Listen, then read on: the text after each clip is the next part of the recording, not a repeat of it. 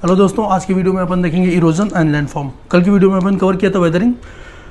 हम देखेंगे क्या है इरोजन, क्या है वेदरिंग, दोनों में डिफरेंस क्या है, फिर इरोजन से कौन कौन से फैक्टर से इरोजन होते हैं और क्या क्या स्ट्रक्चर बनते हैं। तो सबसे पहले शुरू करते हैं अपन, क्या है इरोजन। इरोजन बेसिकली हम देखें तो इरोजन को कैसे डिफाइन करते हैं। इरोजन बोला जाता है ट्रांसपोर्टेशन एंड डिपोजिशन किसका, कोई सॉइल पार्टिकल हो गया, कोई रॉक हो गया, रॉक सिस्टम हो गया, कोई रॉक ब्रेक हो रहा है उसका, मतलब रॉक एंड सॉइल पार्टिकल का इरोजन क्या है, रॉक एंड सॉइल पार्टिकल का क्या होना। सबसे पहले वो वहां से दूसरी जगह जाएगा, समझ रहे हो, तो ट्रांसपोर्ट होगा, फिर कहीं पे जाके डिपॉजिट होगा। ठीक है, ये है इरोजन। इरोजन में क्या होता है, कोई रॉक पार्टिकल, कोई रॉक या फिर सॉइल पार्टिकल है, उसका ट्रांसपोर्टेशन होगा और डिपोजिशन होगा। ठीक है, ये होगा इरोजन। कल अपन ने पढ़ा था वेदरिंग। अगर वेदरिंग और इरोजन में कोई सिंपल सा डिफरेंस पूछे तो वेदरिंग में क्या होता है, ट्रांसपोर्टेशन नहीं होता है। वेदरिंग में ट्रांसपोर्टेशन नहीं होता है क्योंकि वेदरिंग एक प्रोसेस है इन सीटू का, इरोजन प्रोसेस है एक्स सीटू का। इन सीटू का जो उसी प्लेस पे हो, इन सीटू वहीं पे हो, उसी क्लाइमेटिक सिचुएशन में हो, वहीं पर हो, वो होता है इन सीटू। लेकिन एक्स सीटू क्या होता है, उसी जगह पे ना हो, अदर जगह पे हो। ठीक है, जो उसकी ओरिजिनल एक्टिविटी की प्रोसेस है वहां ना हो, अलग हो, वो हो गया एक्स सीटू। इसलिए जो इरोजन है वो एक्स सीटू है। मतलब एक्स सीटू का सिंपल सा मतलब यहाँ पे है कि यहाँ पे रॉक या सॉइल टूट रहा है, ट्रांसपोर्ट होकर दूसरी जगह डिपॉजिट हो रहा है, ये एक्स सीटू है। वेदरिंग में क्या होता है, वहीं टूटता है, जैसे रॉक हो गया ना, रॉक टूट के वहीं रह जाएगा। एक्सफोलिएशन हो गया था, जो रॉक का आउटर लेयर अलग हुई थी तो वो वहीं रह गया था। ठीक है, तो इरोजन और वेदरिंग देख लिया। अब क्या होगा, जब इरोजन होगा तो इरोजन के अलग अलग फैक्टर होंगे। जब इरोजन होगा तो इरोजन के अलग अलग फैक्टर होंगे। कहीं पे इरोजन रिवर के थ्रू होगा, ठीक है, कहीं पे सी वेव उसका रीजन होगा, कहीं पे वहीं पे विंड होगा, ठीक है, और कहीं पे ग्लेशियर होगा। ठीक है, ये अलग अलग है। और इन अलग अलग से क्या होता है, अलग अलग से अलग अलग स्ट्रक्चर बनते हैं। ठीक है, जैसे रिवर हो गया, कोई यूथफुल रिवर हो गया, उस रिवर से, और सबसे ज़्यादा जो टोपोग्राफिकल स्ट्रक्चर देता है मैक्सिमम रनिंग वाटर की वजह से होता है। तो सबसे पहले अपन देखेंगे रनिंग वाटर से इरोजन, जो कि रनिंग वाटर की वजह से हो रहा है, उससे कौन कौन से स्ट्रक्चर बनते हैं। ठीक है, यूथफुल रिवर स्टेज में है। देखिए, रिवर तीन तरह की होती है, तीन तरह की स्टेज में होती है। एक यूथफुल होती है। यूथफुल रिवर क्या होती है, जैसे हिमालयन रिवर है ना, जिसकी जलधारा, जिसकी स्पीड, फ्लोइंग स्पीड बहुत तेज होती है। ठीक है, वो होती है यूथफुल रिवर। वही रिवर जब भावर या प्लेन में एंट्री करती है, जैसे गंगा जी है, गंगा जी जब ऊपर पहाड़ों से निकली, गंगोत्री से निकली, अलकनंदा बाकी ट्रिब्यूटरी के साथ मिलती हुई, तो वो यूथफुल रिवर में स्टेज होती है, वो यूथफुल रिवर रहती है। वही रिवर जब हरिद्वार से प्लेन पे आती है तो मैच्योर फॉर्म में हो जाती है। ठीक है, यूथफुल रिवर जो होती है उसकी कटिंग, ड्रिलिंग और वैली बनाने की जो स्पीड होती है, ठीक है, वो प्रॉपर्टी होती है इसकी, मैच्योर में वही कम हो जाती है। और वो प्लेन में आने के बाद जब वो डेल्टा बनाने एकदम करीब होती है, डेल्टा बनाने के या फिर जहाँ वो ड्रेन होती है वहाँ, तो बनती है मैच्योर स्टेज। ठीक है, तो सबसे पहले ये देखना कि रिवर कौन सी रिवर है, और हर रिवर की एक प्रॉपर्टी होगी, और उस रिवर की उस प्रॉपर्टी होगी। जैसे यूथफुल है तो मैक्सिमम जो वी शेप्ड वैलीज बनाएंगी वो यूथफुल रिवर बनाएंगी। अब एक एक करके देखेंगे कि वी शेप्ड वैली क्या है, गॉर्जेस क्या है, कैनन्स क्या है। मेनली ये तीनों एक ही फॉर्मेट है। ठीक है, बस स्ट्रक्चर बदला हुआ है तीनों का अलग अलग।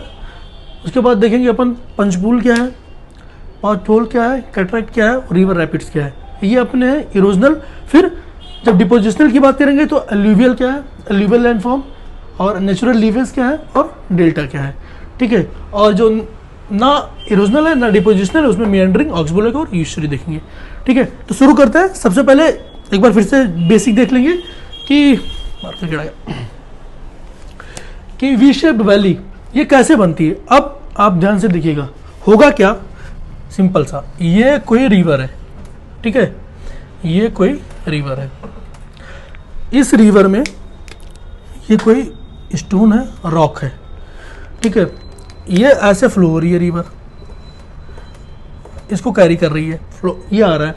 अब जो इसके सेंटर में स्पीड है रिवर की वो बहुत ज़्यादा है, ठीक है, इधर स्पीड कम होगी, इधर स्पीड कम होगी, क्यों, क्योंकि यहाँ पे इनका होगा फ्रिक्शन, ठीक है, यहाँ पे ये टकराएंगी तो स्पीड अपने आप कम हो जाएगी, लेकिन जो सेंटर में है वहाँ पे स्पीड ज़्यादा होगी। अब देखिए यहाँ स्पीड कम है, यहाँ स्पीड ज़्यादा है, तो ये जो रॉक है ना, ये रॉक मूव करेगा, ये ऐसे मूव करेगा, और यही रॉक आके चल के ना ये ड्रिलिंग की तरह काम करेगा, ये प्रॉपर यहाँ पे ड्रिलिंग का काम करेगा इस एरिया में, ठीक है, ड्रिलिंग करेगा। इसी में अगर ये ड्रिलिंग इधर की तरफ करेगा, ठीक है, एक दोनों तरफ करेगा तो यू बन जाएगा, ठीक है, लेटरल करेगा। अगर ये सीधा ये करेगा वी शेप, सिर्फ नीचे करेगा तो ये वी शेप बन जाएगा, इसलिए यू शेप्ड वैली और वी शेप्ड वैली दोनों बनती है। अब यू शेप्ड वैली क्या होती है, जो थोड़ा मैच्योर स्टेज की रिवर होती है उसमें बनती है, लेकिन जो यूथफुल रिवर होती है उनसे वी शेप्ड वैली बनता है। कभी कभी ये कैरेक्टर पूछ सकता है, ये मैं पहले भी बता चुका हूं, ये बस अब इस कॉन्सेप्ट को बताने के लिए जरूरी था, इसलिए मैं बताया ये, ठीक है, आप समझ गए होंगे अब क्या हो रहा है। वी शेप्ड वैली कब बनती है, समझ गए, ये कोई रिवर है, अब एक एक करके देख लेंगे अपन। ये कोई रिवर है, इसमें स्टोन है, फ्लो कर रहा है, ये ड्रिलिंग नेचर काज कर रहा है, धीरे धीरे क्या होगा, यही ये पूरा स्ट्रक्चर बदल जाएगा और ये स्ट्रक्चर हो जाएगा ऐसा, ठीक है, ऐसा, ये वी शेप्ड वैली, ये पत्थर पूरा ड्रिलिंग मशीन की तरह काम करेगा, ठीक, और फिर ये बन जाएगा पूरा वी शेप्ड वैली, ठीक है। अगला देखते हैं गॉर्जेस। अब देखिए वी शेप्ड वैली, गॉर्जेस, अब इसमें क्या होगा ना, यही रिवर अलग अलग शेप, ये है अलग अलग शेप बनाएगी, कहीं पे ये सर्कुलर में बनाएगी, रिवराइन आइलैंड बनाएगी। आपके पास अगर PMFIS हो तो उसमें देखिएगा, एक मिनट में आपको दिखाता हूँ, उसमें डायग्राम बहुत अच्छे दे रखे हैं PMFIS में, एक मिनट में आपको बता रहा हूँ, ये देखिए,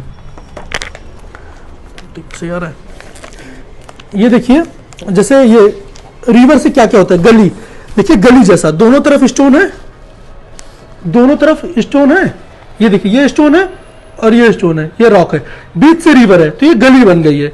रिवराइन क्या है, एकदम बड़ी बड़ी चट्टानों के बीच से एक पतली सी रिवराइन नदी गुजरी है, यूथफुल रिवर की नदी, जैसे हिमालयन रिवर में देखी जाती है। अब कैनियंस में देखिए चारों तरफ चट्टान है, यू सब में आई और मुड़ गई, देखिए बीच में भी चट्टान है, चारों तरफ चट्टान है, ये कैनियंस बन गए। गॉर्जेस में क्या है, गॉर्जेस और रिवराइन में फर्क क्या है, गॉर्जेस में वही साइज जो रिवर का होता है बड़ा होता है, ठीक है, और ये उतने नुकीले नहीं होते जितने रिवराइन में होते हैं आसपास की चट्टानें। और बैडलैंड टोपोग्राफी तो आपको पता ही है कि किसी मतलब वो समतल नहीं होगी, कहीं ऊंची कहीं छोटी, ठीक है, कहीं पे वो रिवराइन जैसा होगा, कहीं गॉर्जेस जैसा होगा, कहीं मतलब बैडलैंड में सारी तरह की टोपोग्राफी पाई जाती है, ठीक है। और ये तो आपको पता ही, अपने स्थान खुद ही बनाती है रिवर। तो ये आप ये बुक है, एक बार देखिएगा, रेफर करिएगा, बहुत सही इसमें डायग्राम दे रखा है, उससे आप तुरंत समझ जाओगे, ठीक है। और यही है, जैसे गॉर्जेस, कैनियन हो गया और वी शेप्ड वैली होगा, ये यूथफुल रिवर बनाती है। बस कभी क्या होगा कि चट्टान बड़ी है तो ये ऐसे जाके यू शेप मुड़ जाएगी, ठीक है, और जब ये यू शेप मुड़ जाएगी, कैनियन, आप कैनियन से दिखेगा, उसमें क्या होगा, चारों तरफ चट्टाने हैं, रिवर ऐसे जाके ऐसे मुड़ी हुई है, तो कैनियंस बनाती है, ग्रैंड कैनियंस बनाती है कोलोराडो रिवर, याद करिए कहाँ पे, USA में। और उसी में जब आप गॉर्जेस में क्या होता है, दोनों तरफ पहाड़ है, बीच में ऐसे मतलब बड़े बड़े पहाड़ है और बीच में नदी गुजर रही है, यूथफुल रिवर गुजर रही है, आसपास के सब इरोड करती हुई, तो वो बनाती है कैनियंस। प्लंज पूल की बात, सिंपल सा प्लंज पूल में क्या, आप दोनों समझ गए होंगे क्या है, मैं इसलिए उस किताब उठा के दिखा दिया, बहुत ज़्यादा डायग्राम बनाना उतना पॉसिबल भी नहीं होता है। देखिए प्लंज पूल में क्या होता है ना, ये रॉक सिस्टम है, ठीक है। अब यहाँ से कोई रिवर आ रही है, ये रिवर यहाँ गिरेगी, ठीक है, ये प्रॉपर यहाँ गिर रही है, और एक टाइम बाद क्या होगा ना, ये गिरते गिरते यहाँ थोड़ा सा ऐसा स्ट्रक्चर बन जाएगा, ठीक है, प्लंज पूल। प्लंज पूल में क्या होता है, यूथफुल रिवर, एक रिवर होती है, जहाँ रिवर गिरती है, वहाँ का जो रॉक होता है वो इरोड होता है, और उसके बाद वहाँ पे एक पूल जैसा स्ट्रक्चर बन जाता है, इसलिए इसको प्लंज पूल कहते हैं। एग्जाम्पल के लिए जो कैंपटी फॉल है, ठीक है, उत्तराखंड का, वो बेस्ट एग्जाम्पल है, याद रखिएगा। अगला देखते हैं, ये आप समझ गए होंगे प्लंज पूल क्या है। पॉट होल, पॉट होल कुछ नहीं है, पॉट होल जैसे अभी मिलता है ना वी शेप वैली में, पॉट होल वही होता है। किसी किसी रिवर में क्या होता है, ये पूरा मान लीजिए ये रॉक सिस्टम है, ठीक है, किसी किसी रिवर में क्या होगा, कि ये जो पत्थर है ना, ये पत्थर, सेडिमेंट, रॉक, स्ट्रक्चर जो भी है, ये एक होल ऐसे से ना, एक होल जैसे स्ट्रक्चर बना लेगा अपने ड्रिलिंग नेचर से, ऐसे होल जैसे स्ट्रक्चर बना लेगा। ठीक है, क्यों? एडी करंट ऐसे घूमेगा, जब ये बहुत तेज घूमे, एडी करंट पता ही हुआ सब, मतलब एडी करंट क्या होगा कि यहाँ पे स्पीड डिफरेंस है, यहाँ पे स्पीड डिफरेंस है, तो वो सर्कुलर मोशन करेगा, वो इतनी तेज मोशन करेगा, कोई एज ए ड्रिल मशीन काम करेगा वो पत्थर, फिर वो जाके यहाँ पे पॉट होल बना लेगा, छोटा छोटा होल बना लेगा। ठीक है, उसी को बोलते हैं पॉट होल। ठीक, कैटरेक्ट क्या होता है? वाटरफॉल। सिंपल से समझिए, वाटरफॉल को ही कैटरेक्ट बोलते हैं आसान भाषा में। लेकिन अगर इसको और समझना होगा कैटरेक्ट को, तो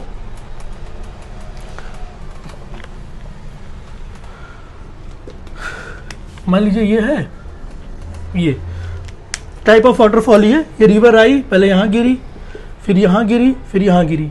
ठीक है, इसी को बोलते हैं कैटरेक्ट। ये सेट ऑफ वाटरफॉल्स हैं, इसी को बोलते हैं कैटरेक्ट। आपसे कोई कभी पूछ सकता है ना कि जो नाइल रिवर है, नाइल रिवर अफ्रीका की, उसको नेविगेशन के लिए क्यों नहीं यूज किया सकता है? क्योंकि उसमें कैटरेक्ट बहुत ज्यादा है। ठीक है, इसलिए उसको यूज ही नहीं। अब सिंपल सा यार, यहां से गिर रहे हैं, यहाँ रॉक सिस्टम, यहाँ डिग्रेड हुआ थोड़ा, फिर यहाँ गिर रहे हैं, यहाँ गिर रही है। अब ये इस सिस्टम में कहाँ कैसे तुम यूज कर लोगे? वो नेविगेबल होगी ही नहीं। नेविगेबल नहीं होगी तो कैसे उसको तुम ट्रांसपोर्टेशन के लिए यूज कर सकते हो? जहां पे नहीं है वो लोग यूज करें, क्योंकि बेस्ट ट्रांसपोर्टेशन, कोई कॉस्ट ही नहीं है ट्रांसपोर्टेशन का, वाटर। अब बात करते हैं रिवर रैपिड्स की। तो रिवर रैपिड्स में क्या होता है कि ये रॉक सिस्टम है, ये हार्ड है, ठीक, ये सॉफ्ट है, फिर ये हार्ड है, ये सॉफ्ट है। तो जब रिवर फ्लो करेगी तो ये ऐसे करेगी, ऐसे रिवर फ्लो करी, फिर ऐसे, फिर ऐसे, फिर ऐसे। वही रिवर रैपिड आप बात है, ये हार्ड रॉक है, ये सॉफ्ट है, ये हार्ड है, ये सॉफ्ट है। जब रिवर फ्लो करेगी तो इस पे तो सेम लेवल पे रहेगी, यहाँ डाउन होगी क्योंकि ये सॉफ्ट है, फिर थोड़ा सा डिग्रेड करेगी, डाउन होगी, फिर यहाँ पे हार्ड है, यहाँ पे सॉफ्ट है, ये हो जाएगी रिवर रैपिड। ठीक है, समझ गए होंगे। अब इसमें हमें लगता है आप सब समझ गए होंगे।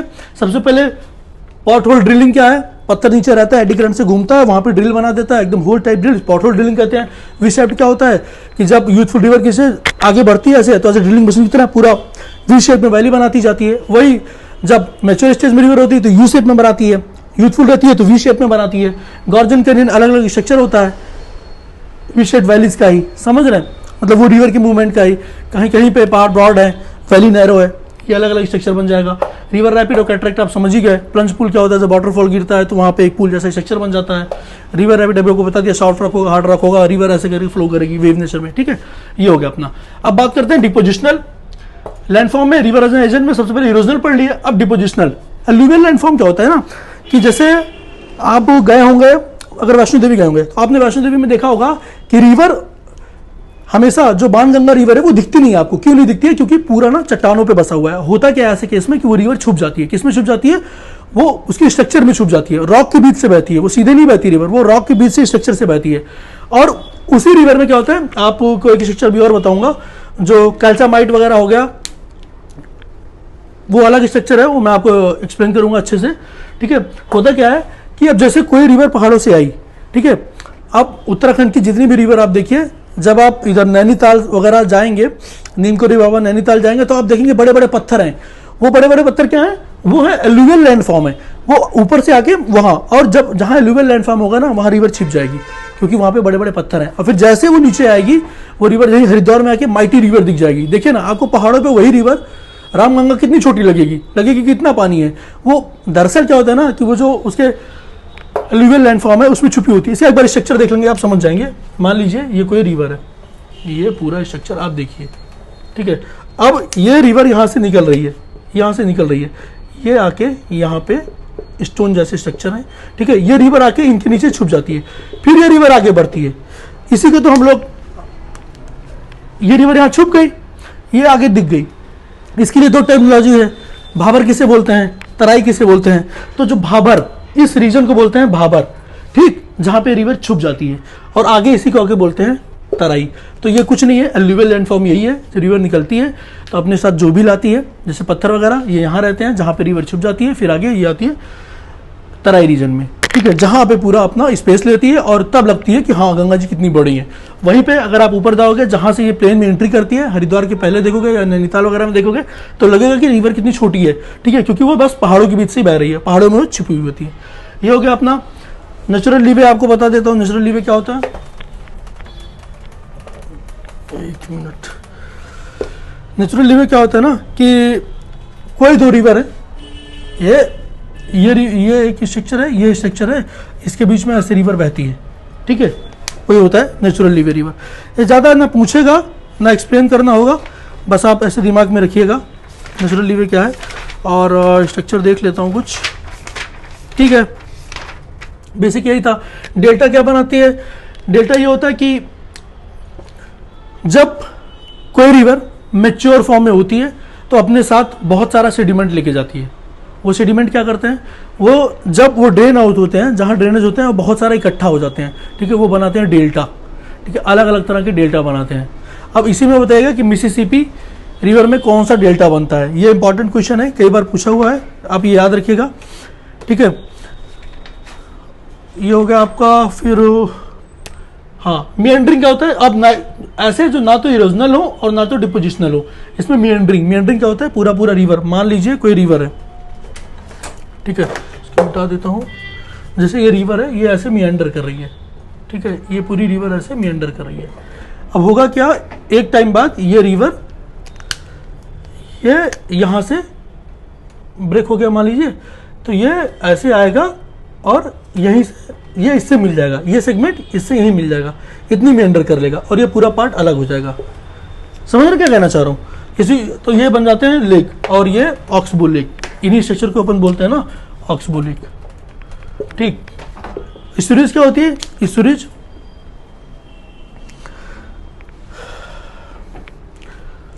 स्टोरेज क्या होते हैं कि जब रिवर जो जिस रिवर में सेडिमेंट बहुत कम होता है ना, या बहुत कम दूरी ट्रेवल करती है, वो बनाती हैं एस्चुरीज। जितने भी अपन अरेबियन सी में गिरने वाली रिवर है, ठीक है, ये मैक्सिमम फॉर्म करती हैं एस्चुरीज। एस्चुरीज जहाँ कौन सा डेल्टा बनता है, ये इंपॉर्टेंट क्वेश्चन है, कई बार पूछा हुआ है, आप ये याद रखिएगा, ठीक है। ये हो गया आपका। फिर हाँ, मिएंडरिंग क्या होता है? अब ना ऐसे जो ना तो इरोजनल हो और ना तो डिपोजिशनल हो, इसमें मिएंडरिंग क्या होता है? पूरा पूरा रिवर, मान लीजिए कोई रिवर है, ठीक है, इसको मिटा देता हूँ। जैसे ये रिवर है, ये ऐसे मिएंडर कर रही है, ठीक है, ये पूरी रिवर ऐसे मिएंडर कर रही है। अब होगा क्या, एक टाइम बाद ये रिवर ये यहाँ से ब्रेक हो गया मान लीजिए, तो ये ऐसे आएगा और यहीं से ये इससे मिल जाएगा, ये सेगमेंट इससे यहीं मिल जाएगा, इतनी मिएंडर कर लेगा और ये पूरा पार्ट अलग हो जाएगा। समझ रहे क्या कहना चाह रहा हूँ? इसी तो ये बन जाते हैं लेक, और ये ऑक्सबो लेक, इन्हीं स्ट्रक्चर को अपन बोलते हैं ना ऑक्सबो लेक, ठीक। स्टोरेज क्या होती है?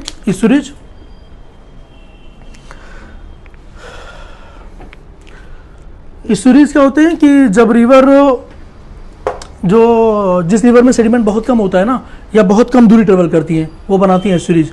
जितने भी अपन अरेबियन सी में गिरने वाली रिवर है, ठीक है, ये मैक्सिमम फॉर्म करती हैं एस्चुरीज। एस्चुरीज जहाँ एस्चुरीज गिरती है वहाँ पे अच्छा खासा डिपोजिशनल रिफॉर्मेंट भी होता है, मतलब वो उतना फेवरेट, मतलब उतना क्या होता है, उतना फेवर में नहीं होता है, ठीक है, कि वहाँ पे कोई चीज़ की जा सके, या जैसे कोई एग्रीकल्चर फॉर्मेट किया जा सके, कोई एक्वा एग्रीकल्चर किया जा सके, इसलिए इसको उतना एफिशिएंट माना नहीं जाता है। लेकिन डेल्टा में चीज़ें होती है, मैंग्रोव्स वगैरह डेवलप होते हैं, क्योंकि वो एकदम प्लेन टाइप है, सर सेडिमेंट डिक्रे कर रही है, आराम से नदी अंदर जा रही है, तो आप उस लैंडफॉर्म का यूज़ कर सकते हो, ठीक है। जैसे इक्वेटर में नहीं होता कि जहाँ दो मिल रहे हो, तो वैसा ही समझिए। तो ये हो गया अपना रिवर एज एन एजेंट। उसमें आपने वी शेप देखा, गॉर्जस, कैनियन, प्रिंसिपल, पार्टहोल और कैटरेक्ट देखा, एलुवियल लैंडफॉर्म देखा, नेचुरल रिवर देखा, डेल्टा देखा, और मिएंडरिंग देखा, ऑक्सबो लेक देखा और ईस्टरी देखा, ठीक है। ये तो अगला अपन देखते हैं sea wave as an agent of erosion, ठीक है।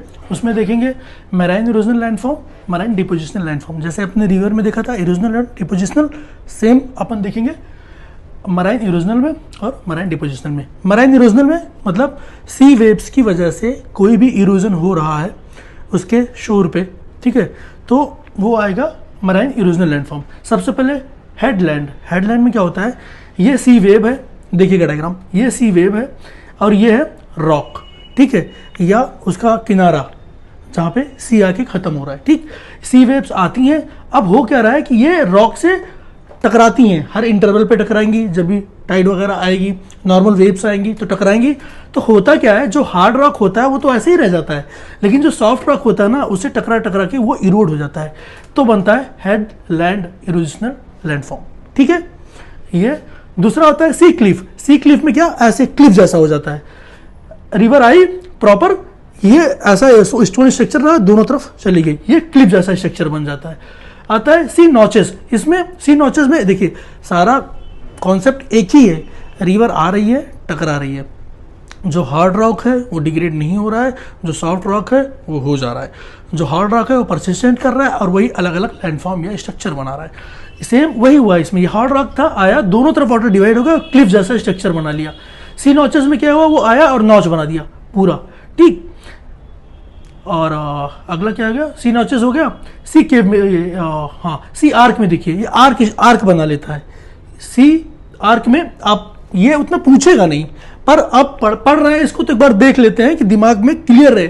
ठीक है, बाई चांस कभी कुछ आया तो ऐसा रहे कि आर्क जैसा स्ट्रक्चर बनेगा सी में, किसकी वजह से, सी की वेव्स की वजह से, उसके शोर पे, सी आर्क है। फिर आता है सी केव्स। पूरा का पूरा होता क्या है कि कोई रॉक सिस्टम है, जब एक रेगुलर इंटरवल पे सी की वेव्स इंटर कर रही हैं वहां पे, तो जो उसका इंटरनल जो सॉफ्ट पार्ट है, ठीक है, वो टाइम के साथ डिग्रेड होता जाता है और पूरा का पूरा केव बना देता है। समझ रहे, ऊपर तो पूरा रॉक प्रॉपर है और नीचे एक केव बन जाता है, उसी को बोलते हैं सी केव। और स्टाक या चिमनी रॉक भी होता है। होता क्या है कि ये प्रॉपर इसके चारों तरफ वाटर आएगा, सी वेव्स आएंगी जाएंगी, ये हार्ड रॉक ऐसे खड़ा रह जाएगा, इसको इसलिए चिमनी रॉक बोलते हैं, स्टैक बोलते हैं, स्कैरिस बोलते हैं। ठीक है, ये हो गया सी वेव्स का, सी वेव मैराइन इरोजनल लैंडफॉर्म का। अब देखते हैं डिपोजिशनल में।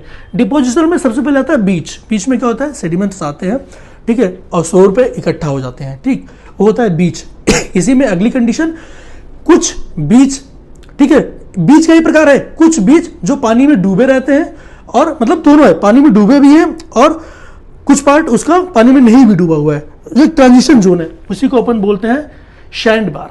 ठीक है, ये क्योंकि ये पार्सली होता है, सैंड बार पार्सली होता है, थोड़ा सा डूबा होगा, थोड़ा सा नहीं होगा, टाइड आई तो डूब गया, नहीं तो ऐसे सूखा रह गया। बीच क्या होता है, टोटली सूखा होता है। ठीक है, फिर बात करते हैं लैगून। लैगून क्या होता है, एक सैलो बॉडी होती है, ठीक है, जो सेपरेट करती है लार्ज वाटर बॉडी को लार्ज वाटर बॉडी से। ठीक है, जैसे कोरल रीफ वगैरह बनता है, तो ये हो गया लैगून। लैगून तो आप इन्वायरमेंट में पढ़े ही होंगे।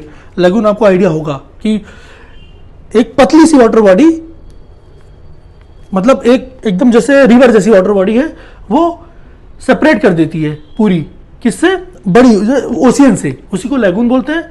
फिर आ गया अपना टेम्बोलो। टेम्बोलो क्या होता है, नैरो लैंडफॉर्म होता है। मान लीजिए टेम्बोलो को आप कैसे समझेंगे, अगर आपको बताना हो कि, एक मिनट, ये थोड़ा नया टर्म है, आपको लगेगा कि टेम्बोलो में क्या होता है ना, ये आइलैंड है, ठीक है, ये दूसरा लैंड है, मतलब ये मेन लैंड है और ये आइलैंड है, इसको जो कनेक्ट करता है जो स्ट्रक्चर, ठीक है, उसी को बोलते हैं टेम्बोलो। बस और कुछ भी नहीं है, इतना याद रखिएगा। टेम्बोलो क्या है, नॉर्मल कोई लैंड है, ठीक है, अब बीच में एक और आइलैंड है और इसको कनेक्ट करता है एक स्ट्रक्चर। ये कैसे स्ट्रक्चर बनता है, सी वेव्स आ रही हैं, कुछ अपने साथ इरोडेड मटेरियल ला रही हैं, सैंड ला रही है, धीरे धीरे वो एक स्ट्रक्चर बना देता है, उसी को बोलते हैं टेम्बोलो। ठीक है, जो कनेक्ट करता है उस स्ट्रक्चर को। मतलब टेम्बोलो को आप ऐसे समझेंगे कि ये कोई आइलैंड है और ये पूरा लैंड है। ठीक है, अब यहाँ पे ये एक ऐसा स्ट्रक्चर बन जाएगा, ये ऐसी पूरी ये स्ट्रक्चर है पूरा, ठीक है, ये मेन लैंड है, ये ओशियन है, ठीक है, एक ऐसा स्ट्रक्चर बन जाएगा जो इसको कनेक्ट करेगा, उसी को बोलते हैं टेम्बोलो। तो अपन ने देख लिया, रिवर देख लिया, river as a erosional agent देख लिया, उसमें भी दोनों देखा अपन ने कि इरोजन और डिपोजिशनल। अभी अपन ने सी में भी देख लिया। अब कल अपन इसी के आगे कवर करेंगे, जो सबसे मेन है, मतलब काफी मेन है, वो हम देखेंगे wind as a erosional agent, और उसके बाद देखेंगे कास्ट टोपोग्राफी। कास्ट टोपोग्राफी देखेंगे, वो 10 मिनट का है लेकिन बहुत इंपॉर्टेंट है, क्योंकि उसमें केव कैसे बनती है, वो वाटर ड्रॉपलेट है, कैल्शियम कार्बोनेट स्टोन कैसे बनते हैं, रिवर की अपीयरिंग डिसअपीयरिंग। तो कास्ट टोपोग्राफी छोटा सा वीडियो होगा लेकिन बहुत इंपॉर्टेंट है, बहुत इंपॉर्टेंट है, प्रीलिम्स के हिसाब से बहुत इंपॉर्टेंट है। ठीक है, और सबसे पहले लेकिन हम इसके बाद देखेंगे विंड एज एन एजेंट। तो अपन ने 2 कर लिया, रिवर कर लिया, सी वेव्स कर लिया, कल पढ़ेंगे ये अपना विंड। ठीक है, थैंक यू वेरी मच। ठीक है।